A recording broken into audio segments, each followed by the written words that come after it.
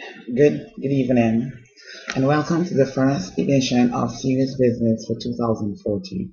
I am your host, Sharice Bamo. The Constitution of Antigua and Barbuda gives explicit rights to every individual.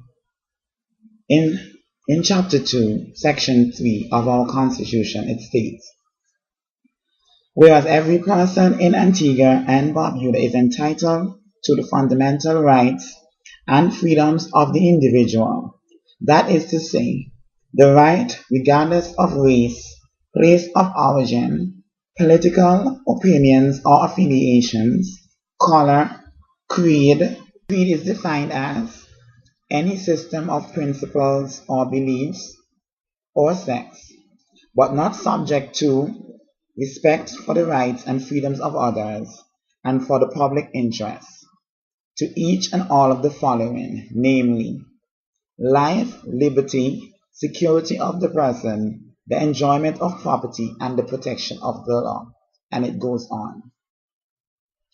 What this section of the Constitution is actually saying is that regardless of your creed, and creed is any system of belief.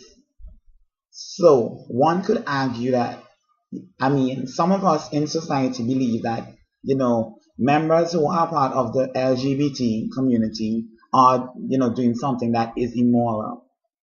I guess that is their freedom of opinion. But that can be looked on as that individual's creed.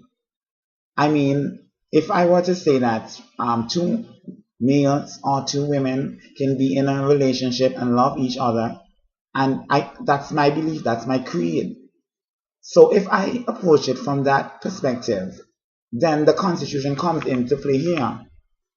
For almost 15 years, for most of my adult life, I have worked for the government of Antigua and Barbuda, and I have received discrimination under two separate governments. For my entire tenure with the government, I have had to fight. I have had to stand up for my rights against so many individuals. And yes, I have had to defeat Goliath so many times in his different reincarnations. My work life has not been easy. In the initial stages, people had problems with the way I dressed, the way I carried my hair. They had problems with everything regarding my sexuality. Today, although I face challenges still, I have gained a lot of ground because I refused to accept society's status quo, and I stood my ground and fought for the rights which are mine for the taking.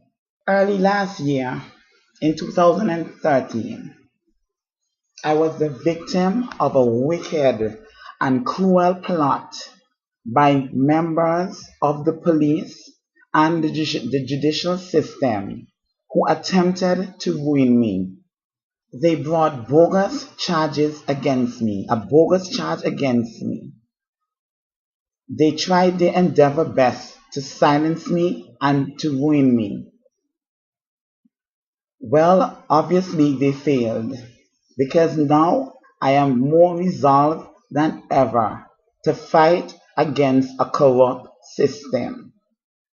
The police involved,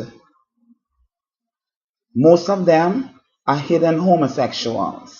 One of them is a lesbian, and the others are closeted homosexual men.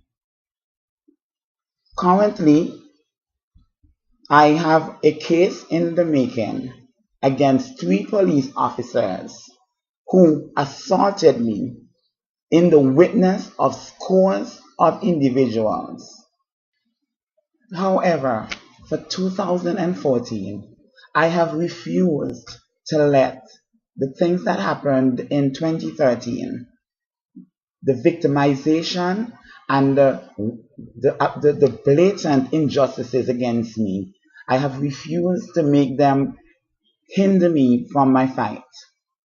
As such, I have launched legal action against the individuals that brought me unjustly before the courts and physically assaulted me. Another issue I want to discuss is the topic of the Sexual Offences Act of Antigua and Barbuda. Under the Sexual Offences Act, there is a crime that is referred to as burglary. It's an archaic law that dates back to colonial Britain. It makes it illegal for two males to have anal intercourse or for a male to have anal intercourse with a woman. Although heterosexual people are affected by this law to a great extent, the law is clearly biased towards homosexual men. I put it to you that this law is unconstitutional simply because it it discriminates against one particular section of our population, which is gay men. If you want to really look at the law, two lesbians cannot be convicted of burglary for obvious reasons. They don't have a penis.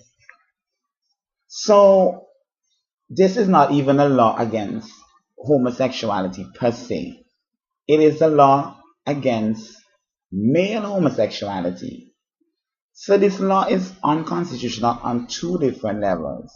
It's discriminating against an individual because of sexual preference, and then it is discriminating on the grounds of gender, since two lesbians cannot commit burglary.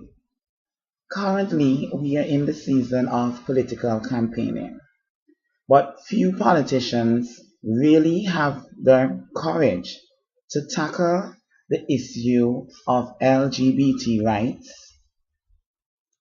when they are in debates.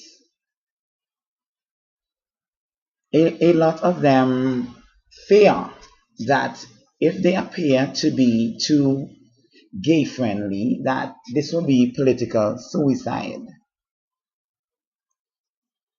Many of them would not even consider going to Parliament and removing the burglary law off of our books. When I say remove, obviously, in some cases, the burglary law would have to remain.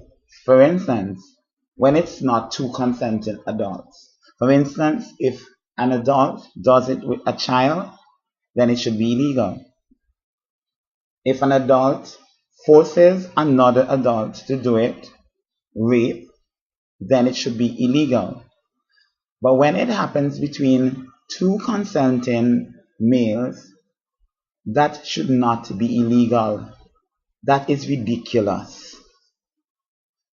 It's the same thing as saying that a man cannot have sex with a woman who is not married to her. Or it's the same thing as bringing a charge against a man for having an extramarital affair. Why does the law offer protection and acknowledgement to persons who shack up, a man and a woman, and fornicate, while it doesn't want to acknowledge two consenting males who want to form a similar common law bond? It doesn't make sense. Politicians, therefore, have to stand up and really make a choice to look out for all of their constituents. And we, people who are part of the LGBT community, have to expect more from our politicians. We have to expect more out of the politicians we give our X to. We cannot allow our politicians to go on platforms and use derogatory words toward gays, like anti-man and batty boy. That is unheard of. Can you imagine a president or a political candidate in the United States using derogatory words against gays like dyke, faggot, and these type of words? It can never happen in the developed world. So why do we allow our politicians to do it? I want to tell you, members of the LGBT community, when you are voting this election, you need to question your candidate. You need to find out what is his stance, his or her stance on LGBT rights, on the burglary law, and on other issues that affect you. Do not throw away your ex on an individual who does not respect you. In closing, let me say this to you, members of the LGBT community, lesbian, gay, transgender, and bisexuals.